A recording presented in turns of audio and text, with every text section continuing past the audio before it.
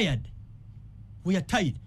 Jeno MK buli muntu gwe bakwata kooti nemuta nga yeetaba mukuba sente z'omuwi w'omusolo muteeke mu basement. Babateeke. Kibeere nga kiwunyanga zizze okuba sente z'omuwi w'omusolo. Leero ng'okambwa. Ndi mukambwe nnyo. Do you know what we go through? Everything is dead in this country. Buli kimu kifu. Masanyalaze tegaliiko, enguudo ziri mpaase buli kimu. Ababbi babba. Ate nga kinnuma sente gavumenti eziweereza. N'omukozi wa gavumenti oli kaawo, oli district veterinary officer, bw'oba toli willing kukola resign and go. Emirimu bagiwa abantu abaki? Abalala. Buli kimu kiri nagalaale. Nobody is supervising. Eno n'ababbi nga banyakula. Nalabye minister ow'ebyenguudo nga ayogera ku olugulaga nti something should be done in the media. Yes. Kino kiddamu Jeno MK. Buli muntu eyeetabye mu kubba sente z'omuwi w'omusolo. Kooti yenna bwe muwa bail. Kwata engalabi eyo embize gitwale mu basement. Omanyi bannayuganda, omanyi sente gavumenti zeeta buli mwaka nga ziri menti okukyusa obulamu bw'abantu. Gavumenti sente ezitaba banzibe. Abatonotono. Bazibba bubbi. Bonna bazimbira abakyala amayumba. Amaka. Sinagoka. Amayumba apartments yazimba emukono ani atazimanyi obole. Obole mu myaka ena wajja sente ezo. In just 4 years. 4 years. Beti kama yogera ku lifestyle. 4 years. Yogera ku lifestyle audit. Buli mukazi we yamuzimbira amakanga go mwalabye bukeddeya. Mu kyalo. Funga yiga gasia. Wafuge watu hao. Basibe embwa. Sente government ezita. Ne supervision. Era mu abampuiza ku radio 4, radio 7, radio 8. Bw'oba omanye no nga waliwo obubbi bwonna obukolebwa mu district mu reporting. Bala myatanse tujja kubala but mwami Gashumba ebintu esinga okubalamu amanyi bino benyi byoyogeddeko. Ababbi bamanyiddwa. Yo kwataka abamu n'oleka abalala. Yes.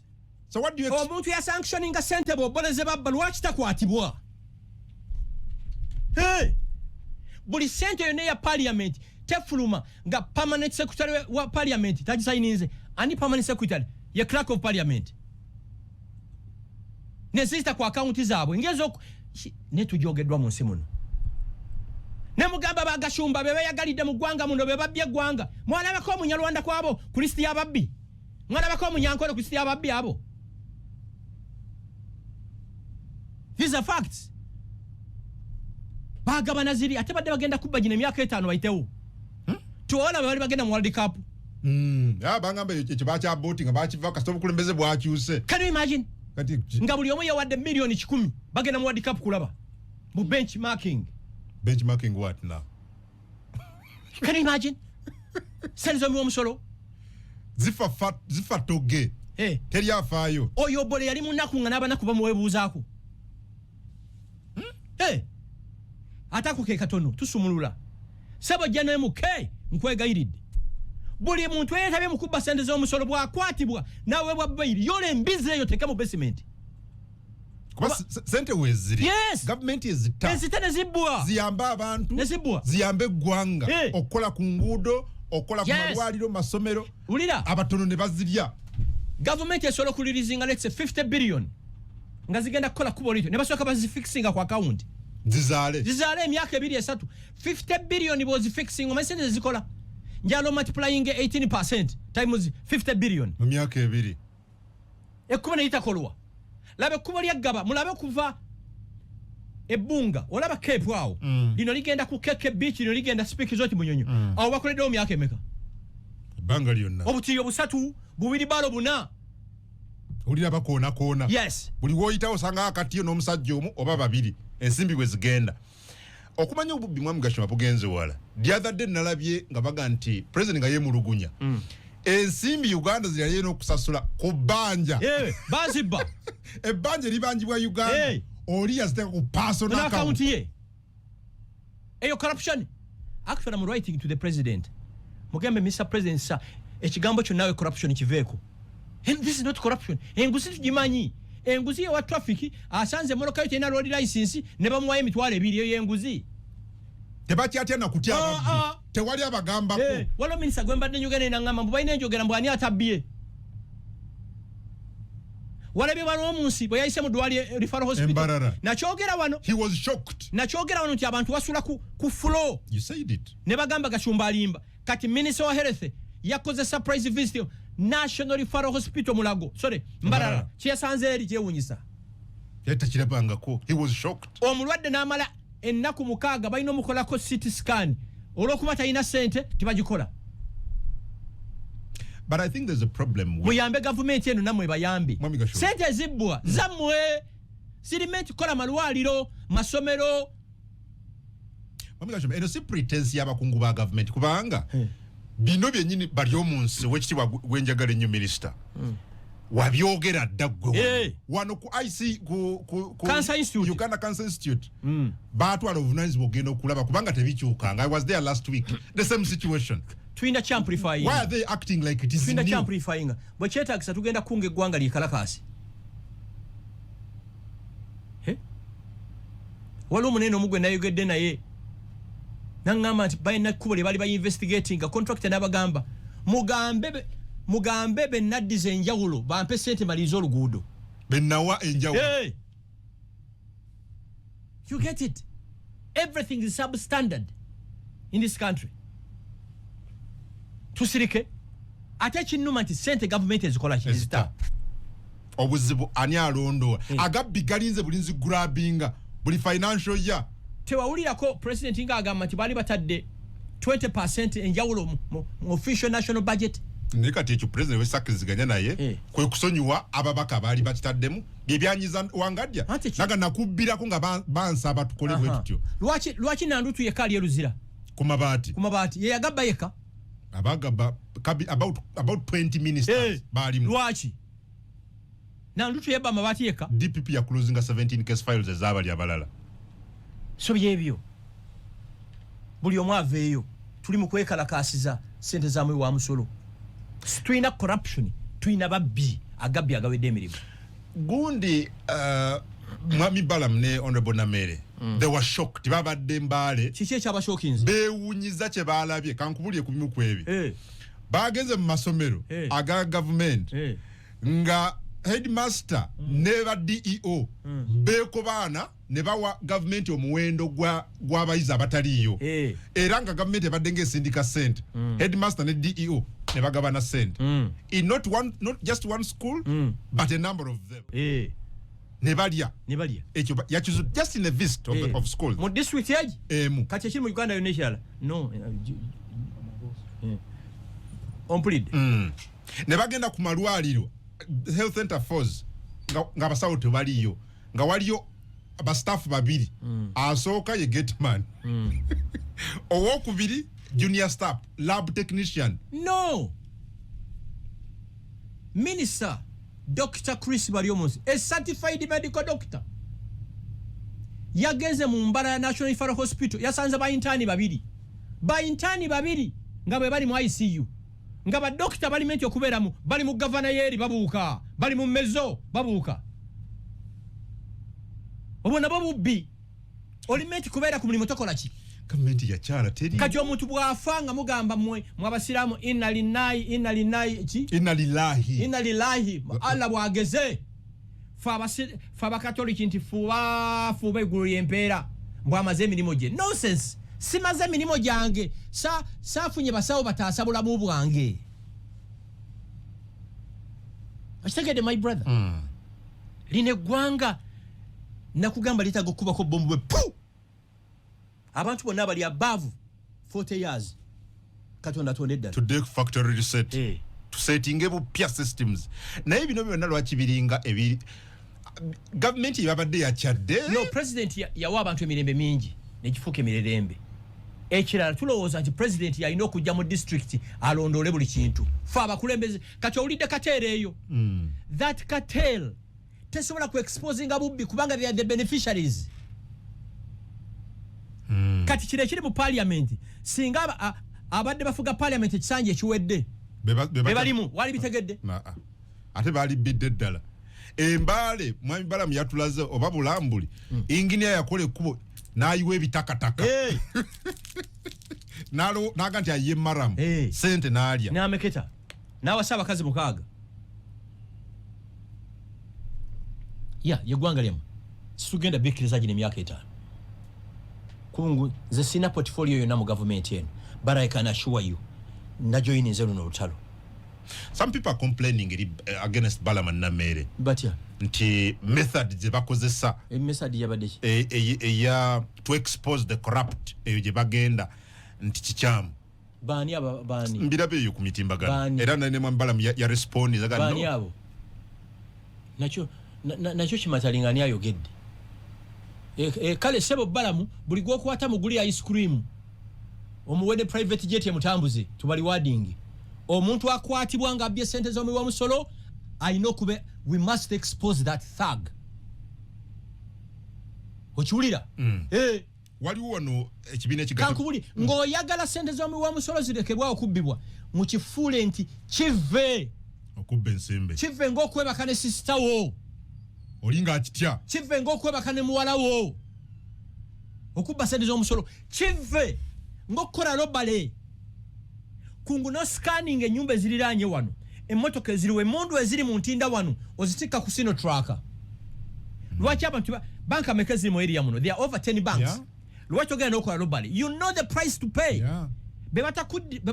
bebatakutira mu banka bakuta ofuluma there must be a price ti omuntu bwabba sente z'omuwa musolo there's a price to pay but as long as abantu babba sente z'omuwa musolo ne muba celebratinga muba mujaminatinga nsigeeri Balamu enkola yonna gye mukozesa oku exposing agabbi tuba supportinga bagende maaso waliwo ekitongole bakiyita the Uganda Institution of Professional Engineers on the arbitrary arrests of engineering professionals in local government. Sirika soko someko osomi damuko otandise byonna professionals obukundi bw'ababbi damuko kasome Uganda what ampuliriza katujja Gasiya musimanya professionals Gasiya mwasoma kubba sente za mwa gwanga ampuliriza tujja bade nsaba tuogereko katono ku incident eyagudde ku luguudo lw'Ejjinja incident eno nabadde ntulire kiwandiiko police yafulumya ng'ennyonnyola ng'eyogera ku kabenje kano akabenje kabadde ka motoka eya bus ne train twamala ebbanga ddene nga twogira wano mwami Gashumba nti wakiri ku highways zino after every few meters waberewo ambulance because after all tulina ekizibu kye tumanyi obulungi ekyamakubo okubeera amafunda meaning we expect accidents to be many and so waberewo ebimotoka okumpi ebisobola okudduukirira abantu singa babeera wakabenje that nobody listened nalabye abaana abato ab'essomero nga balaajana naye nga tewali budduukirize bwonna buli professional busobola kukolebwa kakati nalongo bwafuluma loogi ng'akuba enduulu embeerera toyingira loogi eyo oba minisita wa health yakyalidde eddwaliro ly'embalala nga talaze n'asanga only interns mwe abatuulira ku radio 4 ne radio 7 ne radio 8 interns babeera baana abavudde e Makerere University oba university endala esomesa abasawo abali mu kwegezaamu abajja okuyigira ku basawo bali ku balwadde bano ba interns babeera baana ba university abakyasoma bayigira ku ba seniors owulidde Minister wa Health Dr. Chris Obore yayise embalala mu Referral Hospital yagudde bugwi yasanze baana aba university nga be bali mu ICU intensive care unit ye department mu ddwaliro erabirira abantu abali mu mbeera etiisa abaliko kikuba mukono naye nga abali mu kulabirira abaliko kikuba mukono bayizi badokita abayina okubeerawo bayigiriza abayizi nti kino ekyuma bakikola bwe bakino bakikola bwe kiri nga bali mu mmezo bali mu gavana z'embalala babinuka masejjere kakati oba Mbalala National Referral Hospital abasawo tebaliyo olwate ku makubo ekibuzo kyova okumbuuza ekirala video eyo nsonyiwa n'akagiraba abantu bagimpeza nadde sifangayo giggulawo video CCTV camera ekulagira ddala nti omusirikale oba wa poliisi oba waki yazze mu kkubo n'ayimiriza mmoloka eziva ekatosi ne ziva emukono driver wa bus yazze buzi oyo driver wa bus yaliwa yadduse oneetaga basement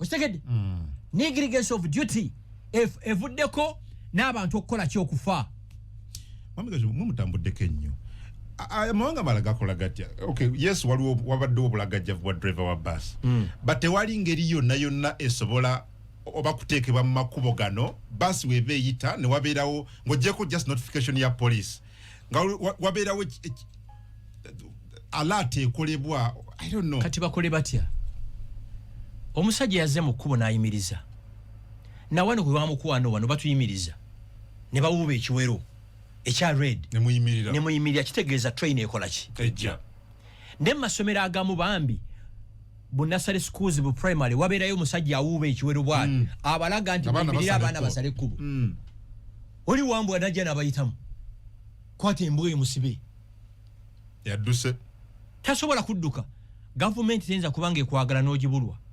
gavumenti oba yajja omusirikale wa prisons eyakuba banna amasasi ne mujja mu biira by'e Congo era mwati ali wano kizeeyo omuntu bw'akola effujjo abonerezeddwa kyova olaba omulamuzi bw'aba akusentensinga agamba nkusibye emyaka 3 n'abalala balabireko era ekyokulabeka eri abalala wano tewali ssala zinza tereeza wano kaakati mukono gwa kyuma bukambwe abaana baasibagudde balaajana tewali ka ambulance kayinza bayamba ambulance ne bwebeerawo oyinza ogisangamu nga temuli mafuta obanga kidureva kikyebase kubanga mateeka ambulance ebeeramu amafuta ebeeramu ba paramedics ebeeramu abasawo nga bali ku alert ne driver nga aliki nekwadde example national referral abayizi be balwaninga eddwaliro abalala bonna abakugu ba senior tebalina we bali this country kati ndabye wano mu government releases 23 trillion for the first quarter trillion yemu ebeeramu billion 10 quarter ziba 3 siba kiri bagenda kumeketa bagenda kuzirya nze nabagamba buli bwe mulaba ekizimbe ekiyimuka nga temumanyi nnyini kyo abeera mukozi wa gavumenti nga yeekwese Gashumba quarter nya tegeza buli quarter releasing about around that money anti teziba quarter 3 nya mu financial year ziba nya omwaka bakutemu milioni yena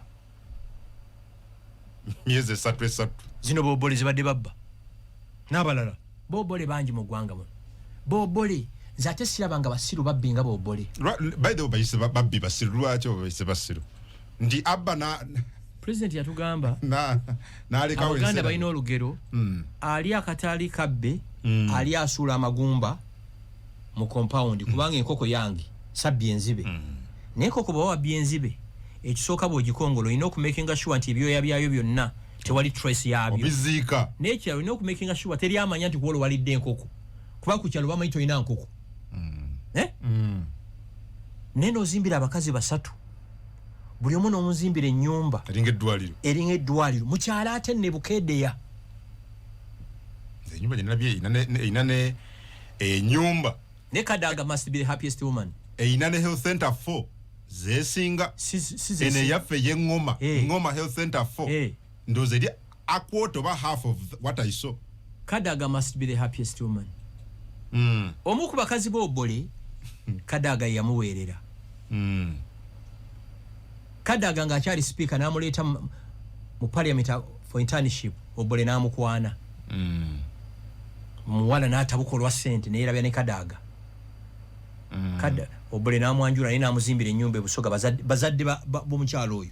Naye ennyumba mukyalo bazimbayo sebo fence. Mukyalo tujogeddwa bannange nzi kino sikiraba. Mukyalo batekayo ne fence. Wall fence. Mukyalo e Busoga wall fence ebikomera. Ebikomera bye mulabe mu nnyonyo naggulu bana abayayi babizimbira bannazaala baabwe mu byalo. Abeeremu yeyagale. One day abantu bajja kubiyiwa ebyo. Mwekye muba mukola mu maakinge buli muntu abbye ssente ze mu omusolo. Abamu bagenda kuddukira ku migongo gy'embuzi. omugenzi tamale mirundi yangamba nti walunaku lwayita lwayiribya there will be yiribya de omugenzi tamale mirundi. Yes, but gino emyaka 5 everyone must join government. Kati tukole ki? You tell us what. Mo joining government kyenkola wano kakati.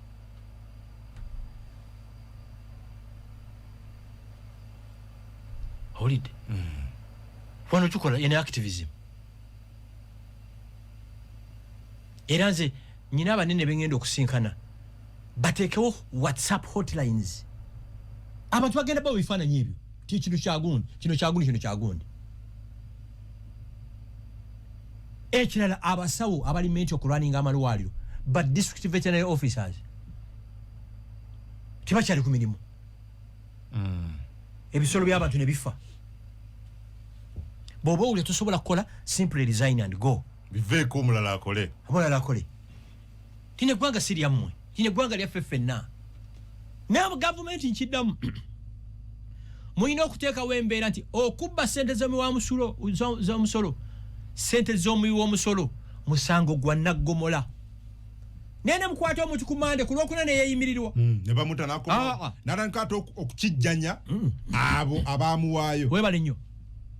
Bano beetaaga omulamuzi n'agezaako okubawa bairu muyole embwa mutwale mu basement. Nayogedde n'omukyalo oyo Wangadi ayina ennaku. I think I can say this on air. Agamba be yalonkoma bamusuza teyeebase. Babata President bali ayogera ekyankwazi nagati nagati kati bano bamuliko. Wangadi ya mulamuzi judge kirungi she should be a lifetime judge. Emwali mu ggwanga yerekulidde n'akita bealonkoma bamusuza anti kati batayaaya tebalina sente nnyingi nnyo kalaga nti bamukijjanyiza mpaka nga tasobola kukola. In fact aga yejjusa lwaki yalonkoma ababbi. You can imagine. Ndowooza mwami Gashumba kino kyoyogera kyennyini.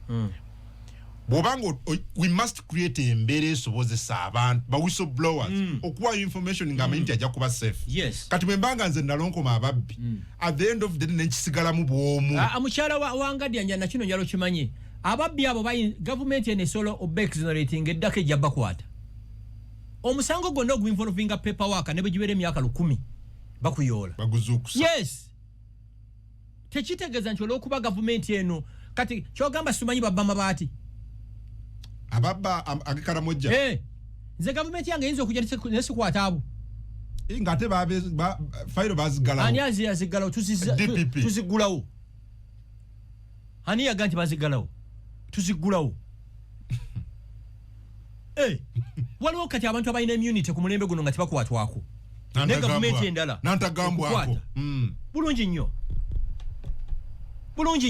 Wala batakwatwako kati. Ono oyitawo bakwata. Tenga gavumenti ejja bayoola. Wali omanyi nti Anita akwatibwako? Buli mukyamwewuunyisa. Everybody got surprised. Wali okisuubira? No. And I didn't see even it coming. Wali okisuubira? No. Ne mu bwangu engeri gye kyajjamu. So fast. And now she has gone completely silent. Nze lwakuba nabagamba nti Anita ensi yonna bwe yali esosola abantu b'eggwanga lyange ensonga yaziteeka ku fulo ya parliament ne zigenda ku fulo ya parliament ne zifuuka national debate. Ekyo ndi kimwebaliza forever. Naye ne mmala ntaaka akatono ke mmanyi wano. Waliwo omunene omu gwe nabadde neranga nti Gashumba nkutya omanyi bingi oyogerako bitono ne mugamba simanyi byenjogerako ne 6% tewera. Sikugambye sente ezabbibwa omu yatwalanga 40 na 60. Lwaki owa 40 simusibe? Ne lwaki? Naye tujja mukwata one day. Bagabananga 40-60. Munywanyi wange twala kaana. Nze ntwaleke enkanda. Lwaki owa 60 yali under house arrest? Kyobuuza? Yes. And do you expect to get an answer? Bina bibuuzo byonna one day. Obuuza nti yakolanga mu isolation yabikolanga yekka. Tekiriyo babbanga babiri. Omu yali omubbi omugezi omulala omubbi omusiru. wekyali omubbi omusiru ye group ya Chris Obore eraga buli kintu. omubbi omugezi. It's a fact and I know it from a reliable inside source.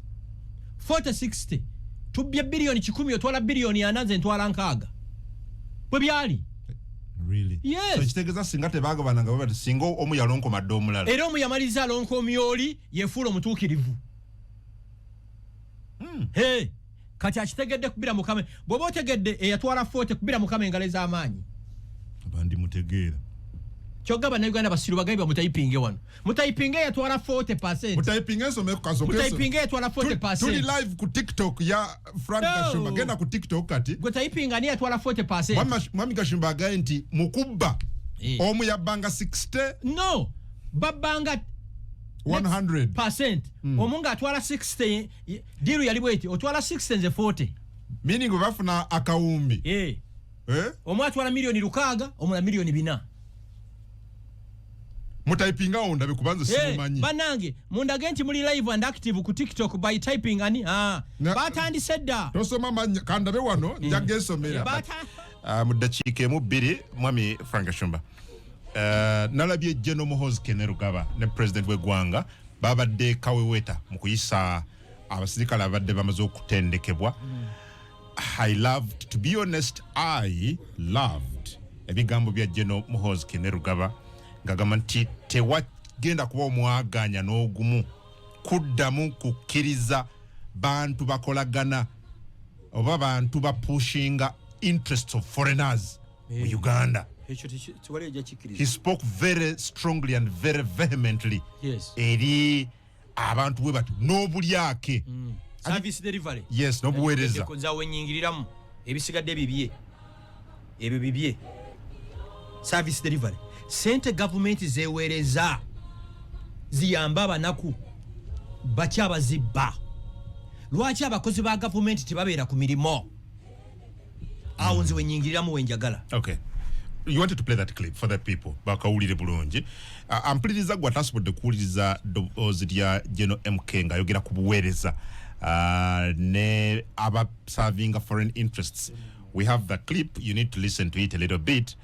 I loved the composure. I loved the seriousness in his voice. Just listen to it a little bit. Will never allow anyone again to undermine the national interest in whatever shape or form. We cannot and shall not tolerate agents of foreign interests who work secretly to weaken the country's progress. We will never allow agents of foreign interests to demoralize and demobilize the patriotic and nationalist spirit of Ugandans. We shall not allow foreign interests to determine our national narrative. The impunity within certain elements of Uganda's political class and media directly impacts the country's security. These elements have to become responsible actors to ensure peace and security. The UPDF and the interagency architecture are committed to establishing a holistic national security infrastructure, including acting against wrong elements within the political and media class. Where have you? We, for instance, can no longer afford the widespread public malaise over systemic corruption and poor service delivery in our country. Systematic corruption. And shall not tolerate agents of foreign interests. We, for instance, can no longer afford the widespread systematic corruption, the widespread and the poor service delivery. President already. We can no longer afford to tolerate systematic corruption and poor service delivery. Tugera kumunda maje. Ayogera president already. Toilet ya milioni 7 eri muno eri mawulire. Pitira train. Weri wanayagala njikulage. Pitira train. Okay. Poor service delivery. nze awe nyingiriramu milioni 7 awo yadwaliro morova ne bagamba mukole ekkubo nga lyaki lyamaramu ne bakozesa ki ettaka ly'ebiswa toilet hiyo you can read that sijja kusoma njala kifaananyi ekyo kirabye ekyo eno toilet nga bweri ku milioni 7 njikuzimbira nenga ya 7 oli 7 na nyingi 7 nyingi yeri katero kabinja kaba ate kirala abakozi ba government successfully badde bateekawo embeera nti be bakama b'abantu bulambuli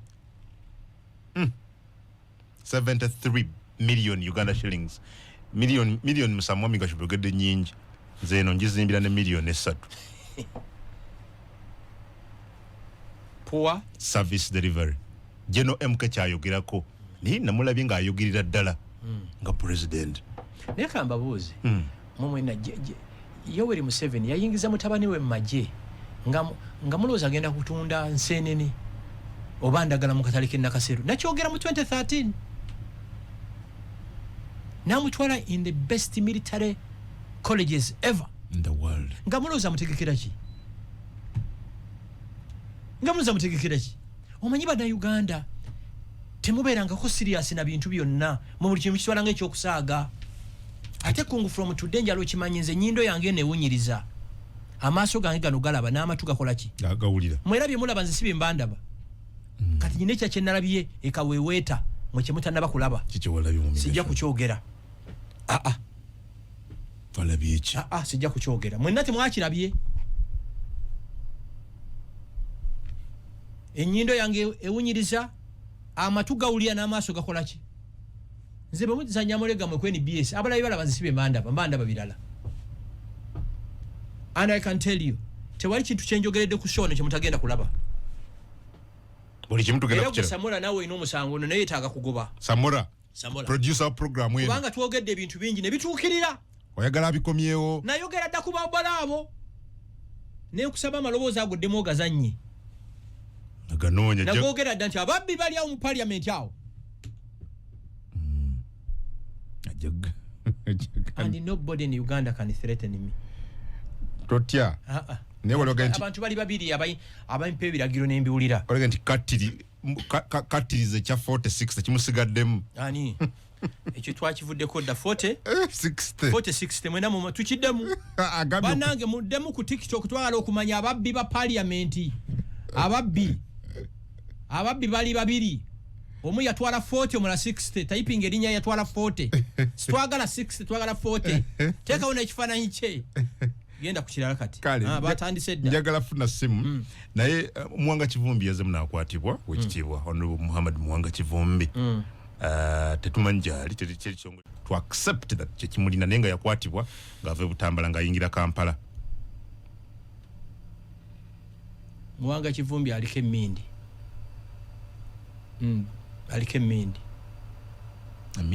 muloge. What do you mean? Fabasha believing mu our African traditions waliye emmindi muntu akufuira emmindi n'oyingira trailer. Muwanga Kivumbi akola ki? Ebigambo byayogedde olina okuba ng'oliko emmindi okubyogera oba tibamubriefinze kyekiri ku ground nti ebintu byakyuseemu teyategeera embeera bwe yagireka emyezi 6 emabega. Example era njagiddamu Nalongo bw'afuluma loogi ng'adduka embeerera teyingira loogi. Dr. Kiza Besigye amaze emyaka 2 musibe alaja na kuyimbula tafunanga mukisa. Former Lord Mayor alaja na kuyimbula Elias Lukwago mu mbeera gyali mwetiisa tafunanga ba mu mabail gwe bakuwadde bail ng'omaze mukomera emyezi 6 ensi ne yeebuuza nti kisobose kitya Semujunganda ali mu exile oba temumanyi ali mu exile. Awulira gwe n'ofuluma n'otandika okuvuma first family n'okunga n'abantu ku Monday ya leero nibannanga first family yabakola ki gye muvuma. You can have I have disagreements with the President Museveni. There are many things I don't agree with President Museveni, but I cannot dare insult him or abuse him. Museveni nebo bato mwagala, he's the president of a country. He's the commander in chief. Ate kisinga obukulu, he is a senior citizen, musajja mukulu. Kati bakuyodde. Abadde bakuwaana. Naye anavaayo yokati. Simanyi. And I know it from a reliable source. Beireyo waliwo abagirobingira, abeegayirira. Kubanga political crimes ezisinga tozisortingira mu kooti. Sorting up political. Yes. Abantu bagenda bafukamira president mwana affe musonyi we. Museveni we ayina ekisa ekisonyiwa buli muntu. Tumukunde tyakomye mu cabinet. Aha, ne tumukunde mwagadde yalese yazze n'amaanyi mu ministry. Yabagambye bino musimanya nze ndi mu Catholic olwo Sunday sikwata simu mugenda walala. Jana tumukunde jju. Yatandise jana tumukunde jju. Yabagambye bino. Muba bino mboyina omusirikale yakwatira ensawo. Tagala kubiraba. Bino simanya weekend situkola. Yabagambye oba emirimu temwagala kukola mugenda wakya walala. So muwanga Kivumbi ku 075 ne 075 bakune kyongamba ninga ekirana kino kakibere ku record. Sti family yakomye mugivumidde emyaka 4 nakano mukamanye enala ebo yali ewamba Kampala Sabalwanyi yayinamu muganda wogu Jeno Sali Musale siba kiri government eno kakati bayinamu mutabani waabwe yadumira amaje bayinamu bakoddomi baabwe baluwa bogu bani bakalugire kati bayina n'abaana n'abazzukulu bw'oba oyo okulya ku matooke n'ennyama ensiike yise ekigambo ng'ovuma first family. Okuvuma first family kwakomye mu kisanja ekiwedde kino ekisanja bw'oba oli musajja givume ne bw'onooba oli bundi bujjo wansi w'omuvule bajja kunonayo. Ne bw'onooba oli bundi bujjo ng'oli wansi w'omuvule bajja kupiika. Yes. Really? Ejjogo ly'okuvuma abakulu lyakoze eki yakomye. Misuse of the social media n'amawulire lyakoze eki. Mwara Eneza, Uganda is the only country where a thief is left to move out, builds arcades, but a seller of mangoes is caught and arrested. Is it still forgotten my country? Alan yabuuza. Tuli mitwale ena. Hello abasajja be baliwa boyagala okulaba abavubuka tebalina mirimu mubogereko ki. Shukran ali Masaka. Kojja nze buwule emaganjo ze muwanga Kivumbi ngumusalira yayi yalengeza nnyo first family n'asukka. Promoter Kafero Deo Gracious Uganda obuzibwa babbi balwanyisa babbi twafadda. Okay. Onagama, thanks for the show. Ben Kenan, Mr. Kungtel Mami Gashumba, that today we are happy. That is what we have to hear, such words of hope. Thanks for the show. Then Onagamba Kungu webale program eno kwetuli. Waliwo atuuliza ali lukunjiri. Agamba ki we lukunjiri? Technical bamuyita Musomokoli Edison. Ali lukunjiri Technical Institute. Okay. Eyo nayo bala mwajja. Sebo. Awai. Amanya gone joli. Sebo. Amanya gone josinzidde. Hello. Sebo tukuulira. Sebo. Webale kuweereza gwanga n'Obuganda. Sebo. Songodo bakikakase president wabakuba amasimu ku TV ne ku radio. Mukulu Gashumba nkulamusiza Sebo. Era webale kuteeseza gwanga ate webale kulumirirwa bannayuganda. Naye kyenyiza okwogerako ku gov't agali mu ggwanga lyaffe Uganda.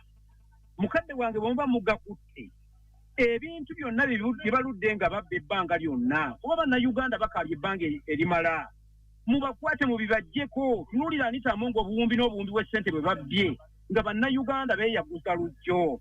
Akasembayo nga maliriza Mr. Kungu njagala okwogera ku bantu abavuma. Bw'oba tukwatagana na muntu obanga mulina enjawukana kiki ekikuvumya omuntu okutuuka okumulengeza okutuuka awo otuuke n'okumaasa entungo ng'ovuma.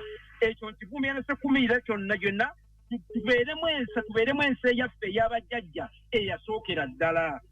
nze bakikakase president w'abakubi amasimu ku TV ne ku radio mu ggwanga Uganda. Songodo. Kwanji. Alo sebo. Kwanji munaye. Nze Rogers okubeera Kibuku district. Kibuku muli mutya sebo? Ndiyo tuli sebo. Mutuwuliza muyita ku kyeyo. Mbawuliza oluku mpita ku TikTok wenti. Kale munaye genda maaso. Kakati nze ekinuma nganze. Omusajja oyo Frank Gashumba mwebaza nnyo okutuweereza.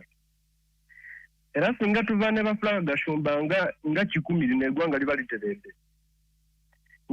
Njagala kumulabako naye nze nalwalako lumu n'entwalwa mu palisa nga lifalo naye tebankwatako nga tebansabye sente. N'abasawo bansaba sente mbamanyi bulungi nnyo. Eno district yaffe ng'Ekibuku bwe baali nga bagaba emirimu abantu abasabanga sente miliyoni 7 ate ne batabawa mirimu. Nsigadde Rogers okuva eno Kibuku district. Abale nnyo Rogers. Abantu doza obawulira kwanje. Nsanze nnyo kuwulizaako bwana Anitah Among. Ese mbufunze ddala. Omukulu Frank Gashumba nkulamusiza. Era mama mbabazi alagise wakusa kutemedde nnyo program tu. Obuleko matawuliriza nnyo. Naye Tata Frank Gashumba bambita baba. Naye oyina ensonga z'ayogedde ziringa emubbiri. Ensonga esooka ey'omwami muwanga Kivumbi teze neebuuzizza omuntu bakuwadde ebbeiro ote okomyewo olagamba oyogala tandikirawo wakoma awangire omuliro ovume.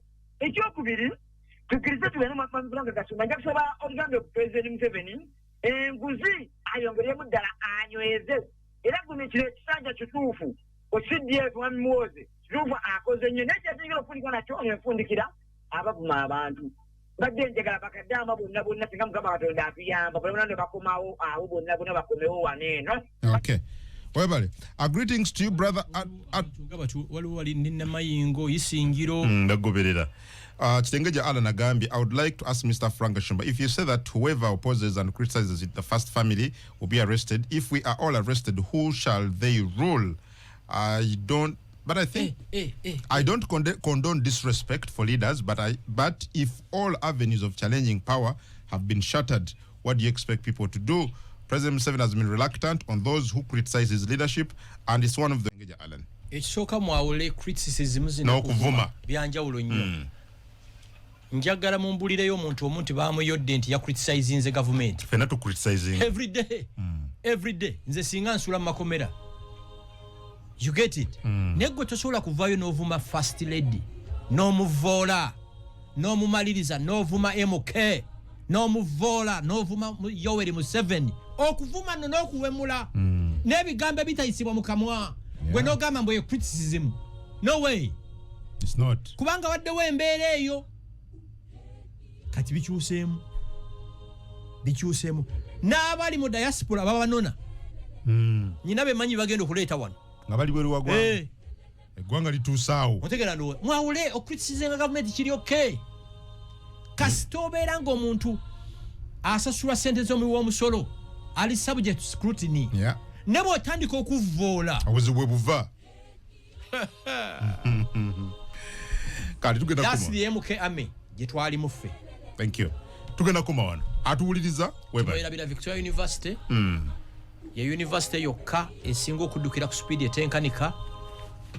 Bw'oba oyagala omwana wo amalirize okusoma aleke kulaajana na mirimu. Victoria University. Yeah. Ya university leadinze mu online studies n'okusomesa abaana AI, artificial intelligence. So tubakubiriza mwenna abazadde nga tonnaba kusalawo decision otwalawo omwana for uni. Please consider Victoria University. Please consider Victoria. Njala nkose ekigambo kino kati nakiyize nkyagala nnyo. Nkyagala nnyo. Mbaagaliza emirembe n'omukisa. Mbaagaliza emirembe n'omukisa. Kati asese bulira bakisamizi bulira bakafiri. Emirembe n'omukisa. Okay. Ebyo bintu bikulu nnyo. Mirembe n'omukisa. N'omukisa. Salamu alaykum kitegeeza ki? Tukwagaliza mirembe. Mirembe gibere naawe. tukwagaliza emirembe n'omukisa. Assalamu abadde batuwiza ku Radio 4, Radio 7, Radio 8, mwenna abadde ku TikTok nga mutugoberera mu nsonyiwe buli lwe mubaati mumpulidde wano mbasiri mu Kampala.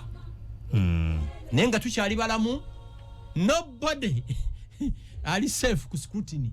Nobody.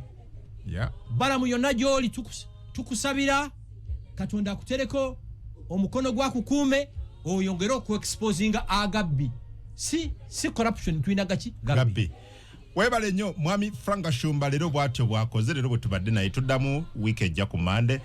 Mukyala ali wano Mumbejja ndagire ayagala kutuusa Shiva Nauma ayagala kutuusako mawulire mu Lungereza katumukuleke